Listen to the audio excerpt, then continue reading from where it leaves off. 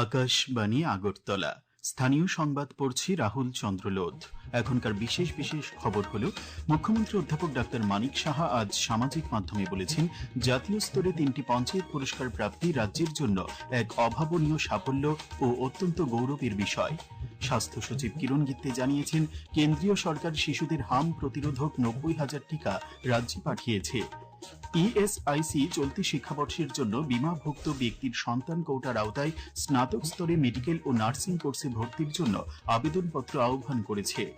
সিপাহীজলা জেলার ধনপুরের শান্তিনগর দ্বাদশ শ্রেণী বিদ্যালয় মাঠে আগামীকাল রাজ্যভিত্তিক পঞ্চম মহিলা হকি প্রতিযোগিতা শুরু হবে। এবারে বিস্তারিত সংবাদ। মুখ্যমন্ত্রী অধ্যাপক ডাক্তার মানিক সাহা আজ সামাজিক মাধ্যমে বলেছেন, জাতীয় স্তরে 3টি পঞ্চায়েত পুরস্কার প্রাপ্তি রাজ্যের জন্য এক অভাবনীয় সাফল্য ও অত্যন্ত গৌরবের বিষয়। এর ফলে রাজ্যের শক্তিশালী পঞ্চায়েত ব্যবস্থাপনায় যুক্ত হল আরও একটি সাফল্যের মুকুট। তিনি এই সাফল্যের সঙ্গে যুক্ত সবাইকে অভিনন্দন জানান। মুখ্যমন্ত্রী বলেন, সরকারের উন্নয়নমুখী প্রচেষ্টা, জনগণের অংশগ্রহণ, নারী ক্ষমতায়ন এবং এক ত্রিপুরা শ্রেষ্ঠ ত্রিপুরা, উন্নত ত্রিপুরা নির্মাণের দিশায় এই পুরস্কার এক গুরুত্বপূর্ণ মাইল ফলক।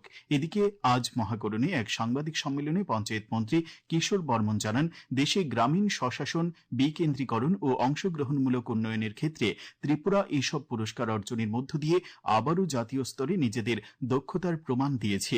এই পুরস্কারের মধ্যে রয়েছে নানাজি দেশমুখ সর্বোত্তম পঞ্চায়েত সতত বিকাশ পুরস্কারে সিপাহীজলা জেলা পরিষদ প্রথম স্থান অর্জন করেছে। ঊনকোটি জেলার কাঞ্চনবাড়ি গ্রাম পঞ্চায়েত হেলদি পঞ্চায়েত বিভাগে প্রথম এবং পশ্চিম ত্রিপুরা জেলার বৈকুণ্ঠ গ্রাম পঞ্চায়েত ওমেন ফ্রেন্ডলি পঞ্চায়েত বিভাগে তৃতীয় স্থান লাভ করেছে। পুরস্কার হিসেবে সিপাহীজলা জেলা পরিষদ 5 কোটি টাকা, কাঞ্চনবাড়ি গ্রাম পঞ্চায়েত 1 কোটি টাকা এবং বৈকুণ্ঠপুর গ্রাম পঞ্চায়েত 25 লক্ষ টাকা পেয়েছে। গত 3রা জুন নয়াদিল্লিতে এক অনুষ্ঠানে এই পুরস্কারগুলি প্রদান করা হয়। পঞ্চায়েত মন্ত্রী আরও জানান, রাজ্য সরকার 104টি গ্রাম পঞ্চায়েতকে স্মার্ট পঞ্চায়েত হিসেবে গড়ে তোলার উদ্যোগ নিয়েছে। সাংবাদিক সম্মেলনে উপস্থিত ছিলেন সিপাহীজলা জেলা সভাধিপতি সুপ্রিয়া দাস দত্ত, ঊনকোটি জেলার কাঞ্চনবাড়ি গ্রাম পঞ্চায়েতের প্রধান শেলী ভট্টাচার্য চৌধুরী, হেজামারা ব্লকের বিএসির চেয়ারম্যান সুনীল দেববর্মা।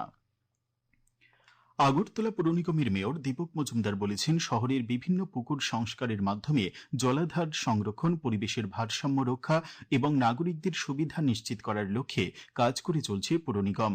আজ অভয়নগর বাজার সংলগ্ন একটি পুকুরের চলমান সংস্কার কাজ পরিদর্শন করে তিনি এই কথা বলেন।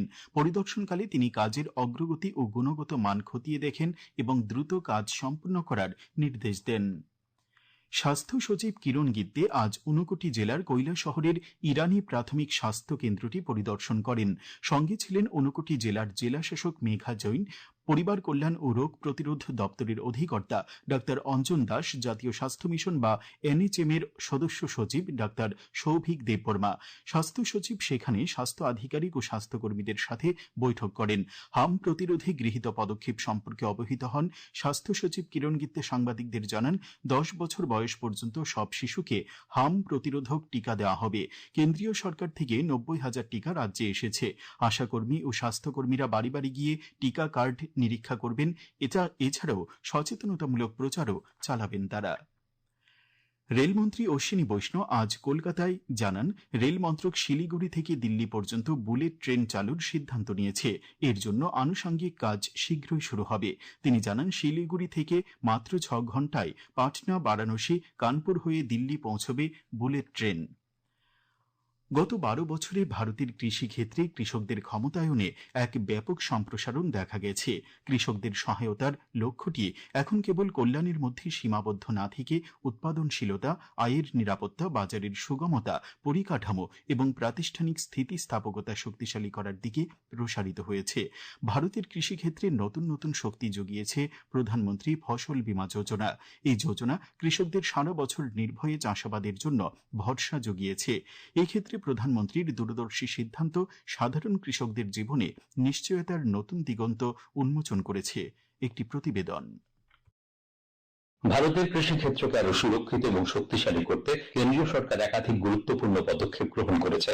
এর মধ্যে প্রধানমন্ত্রী ফসল বীমা যোজনা কৃষকদের জন্য একটি বড় সহায়ক উপাদান হিসেবে কাজ করছে। এই প্রকল্পের মাধ্যমে বপন থেকে শুরু করে ফসল কাটার পরবর্তী ক্ষতি পর্যন্ত সম্পূর্ণ ফসল চক্র বীমার আওতায় আনা হয়েছে। 2016-17 সাল থেকে 92 কোটিরও বেশি কৃষকের আবেদন বীমাভুক্ত হয়েছে এবং প্রায় 24 কোটি কৃষক ক্ষতিপূরণের সুবিধা পেয়েছেন। অন্যদিকে কৃষকদের ন্যায্য মূল্য নিশ্চিত করতে সরকার 22টি ফসলের জন্য উৎপাদন খরচের অন্তত 50% বেশি ন্যূনতম সহায়ক মূল্য বা এমএসপি নির্ধারণ করেছে। গত এক দশকে সরকারি ফসল সংগ্রহ ও এমএসপি প্রদানের পরিমাণ উল্লেখযোগ্যভাবে বৃদ্ধি পেয়েছে। ফসল বীমা উন্নত মূল্য সহায়তার এই উদ্যোগগুলো কৃষকদের আয় বৃদ্ধি এবং কৃষি ক্ষেত্রে স্থিতিশীলতা নিশ্চিত করতে গুরুত্বপূর্ণ ভূমিকা পালন করছে। সংবাদ কক্ষ থেকে সুমন ভট্টাচার্য, আকাশবাণী, আগরতলা। এই খবর আপনারা শুনছেন আকাশবাণীর আগরতলা কেন্দ্র থেকে। ভারত সরকারের শ্রম ও কর্মসংস্থান মন্ত্রকের অধীন employee state insurance corporation ESIC চলতি শিক্ষাবর্ষের জন্য বীমাভুক্ত ব্যক্তির সন্তান কোটার আওতায় স্নাতক স্তরে মেডিকেল এবং নার্সিং কোর্সে ভর্তির জন্য আবেদনপত্র আহ্বান করেছে। এই ভর্তির সুযোগটি শুধুমাত্র এমপ্লয়ি স্টেট ইন্স্যুরেন্স প্রকল্পের আওতাভুক্ত কর্মীদের নির্ভরশীল সন্তানদের জন্য। এর মধ্য দিয়ে বীমাভুক্ত কর্মীদের পরিবারকে সামাজিক সুরক্ষা এবং শিক্ষাগত সুবিধা প্রদানের ক্ষেত্রে ইএসআইসির ধারাবাহিক অঙ্গীকারকে প্রতিফলিত হয়েছে। 2026-27 শিক্ষাবর্ষের জন্য বীমাভুক্ত ব্যক্তির সন্তান কোটার আওতায় মোট 783টি আসন সাময়িকভাবে বরাদ্দ করা হয়েছে, যার মধ্যে রয়েছে এমবিবিএস, বিডিএস, বিএসসি নার্সিং আসন। কেন্দ্রীয় স্বরাষ্ট্রমন্ত্রী অমিত শাহ আজ ছত্রপতি শিবাজী মহারাজের রাজ্যাভিষেক দিবস উপলক্ষে দেশবাসীকে শুভেচ্ছা জানিয়েছেন। নিজের সামাজিক মাধ্যমে এক বার্তায় শ্রী শাহ বলেন, ছত্রপতি শিবাজী মহারাজ আত্মসম্মান, সুশাসন এবং জাতীয় প্রতিরক্ষার আদর্শে উদ্বুদ্ধ এমন একটি শাসন ব্যবস্থা গড়ে তুলেছিলেন যা ভারতীয় জনগণের মধ্যে এক নতুন আত্মবিশ্বাসের সঞ্চার করেছিল। তিনি আরও বলেন, স্বরাজ, স্বসংস্কৃতি এবং স্বধর্মের প্রতি অবিচল নিষ্ঠা এবং অদম্য সাহসে ভর করেই তরুণ শিবাজী ছত্রপতি হয়ে উঠেছিলেন। সিটুর রাজ্য সভাপতি মানিক দে আজ আগরতলায় সাংবাদিক সম্মেলনে জানান, জনস্বার্থ সম্মিলিত কিছু দাবি দাওয়া নিয়ে শীঘ্রই সিআইটিইউ রাজ্য জুড়ে আন্দোলন সংগঠিত করবে।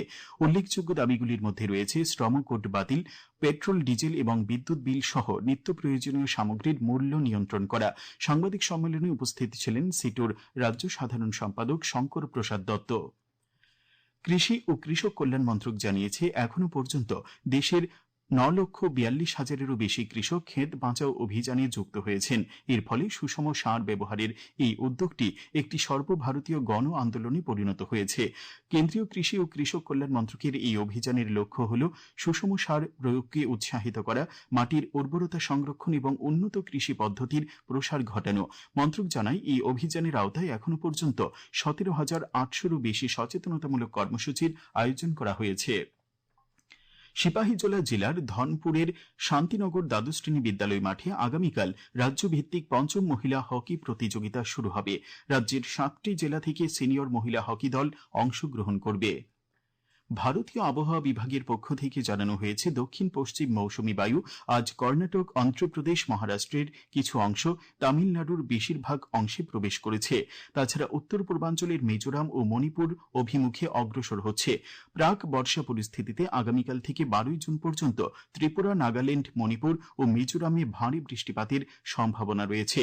এদিকে আবহাওয়া দপ্তর সূত্রে জানা গেছে, আগামী 24 ঘণ্টায় সিপাহীজলা ও দক্ষিণ জেলায় বজ্রবিদ্যুৎ সহ ভারী বৃষ্টিপাতের সম্ভাবনা রয়েছে। আগামীকাল দিনের সর্বোচ্চ তাপমাত্রা 35 ডিগ্রি সেলসিয়াস এবং সর্বনিম্ন 25 ডিগ্রি সেলসিয়াসের কাছাকাছি থাকতে পারে। আজ দিনের সর্বোচ্চ তাপমাত্রা ছিল 35.8 ডিগ্রি সেলসিয়াস এবং সর্বনিম্ন 25.1 ডিগ্রি সেলসিয়াস।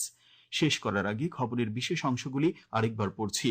মুখ্যমন্ত্রী অধ্যাপক ডাক্তার মানিক সাহা আজ সামাজিক মাধ্যমে বলেছেন, জাতীয় স্তরে 3টি পঞ্চায়েত পুরস্কার প্রাপ্তি রাজ্যের জন্য এক অভাবনীয় সাফল্য ও অত্যন্ত গৌরবের বিষয়। স্বাস্থ্য সচিব কিরণ গিত্তে জানিয়েছেন, কেন্দ্রীয় সরকার শিশুদের হাম প্রতিরোধক 90,000 টিকা রাজ্যে পাঠিয়েছে। ইএসআইসি চলতি শিক্ষাবর্ষের জন্য বীমাভুক্ত ব্যক্তির সন্তান কোটার আওতায় স্নাতক স্তরে মেডিকেল এবং নার্সিং কোর্সে ভর্তির জন্য আবেদনপত্র আহ্বান করেছে। সিপাহীজলা জেলার ধনপুরের শান্তিনগর দ্বাদশ শ্রেণী বিদ্যালয় মাঠে আগামীকাল রাজ্যভিত্তিক পঞ্চম মহিলা হকি প্রতিযোগিতা শুরু হবে। স্থানীয় সংবাদ আজকের মতো এখানেই শেষ হলো।